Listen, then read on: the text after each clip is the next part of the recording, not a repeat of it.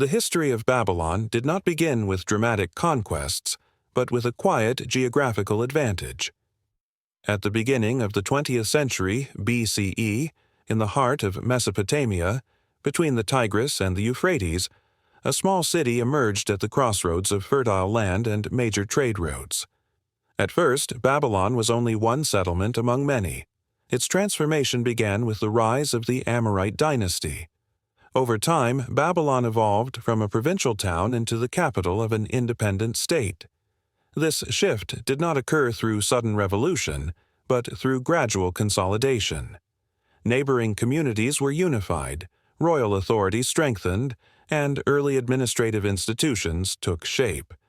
Step by step, Babylon became a political system with its own laws, elite, and ambitions. Life in early Babylon was shaped by a constant balance between abundance and risk. The rivers provided fertile soil, yet also brought destructive floods. As a result, Babylonians became planners rather than conquerors. They built canals, dams, and grain storage facilities, learning to manage nature instead of fighting it. Society revolved around the family, the community, and the temple.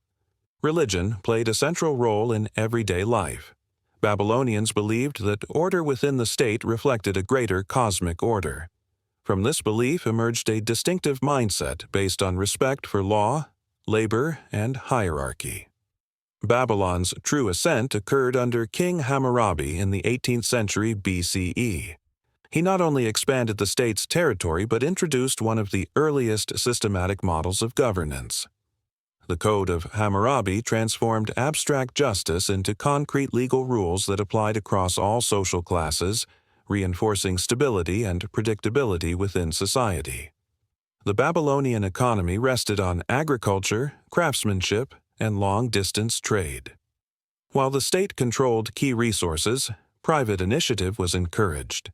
Power relied not only on military strength, but on officials, scribes, and judges, individuals who governed through contracts, records, and calculations rather than force. Babylon had become a complex administrative machine. Although Babylon did not mint coins in the modern sense, its financial system was highly advanced. Silver, measured by weight in shekels and minas, served as the universal standard of value. It functioned not as ornamentation, but as a practical economic instrument. In international trade, Babylon acted as a bridge between East and West. Caravans brought timber, stone, metals, and spices. Transactions were formalized through contracts, debt records, and temple institutions, which effectively operated as early banks. This was an economy built on trust, supported by law and tradition. Over time, Babylon became a symbol of order and authority. Its walls, temples, and palaces impressed contemporaries, while the city itself developed into a major center of astronomy, mathematics, medicine, and law.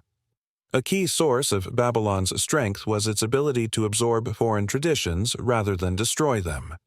Conquered peoples retained their cultures while integrating into Babylonian administrative systems, making the empire both stable and attractive. Babylon's taxation system was multi-layered and flexible. Taxes were collected in grain, silver, livestock, and labor. In times of crop failure or natural disaster, obligations could be reduced or suspended. The state understood that excessive pressure threatened economic stability. No power is eternal. Babylon did not fall because it was weak, but because the world around it changed faster than it could adapt. When the gates of Babylon opened to the armies of Cyrus the Great, one era came to an end. Yet history did not stop there. The Persian Empire did not simply conquer Babylon. It inherited its knowledge, its financial systems, and its administrative experience, transforming them into the foundation of a new global power. That is why in the next video we will explore how Persia built one of the most effective empires of the ancient world, the role of money, taxation, and governance in that process, and why Cyrus the Great entered history not as a destroyer, but as the architect of a new era.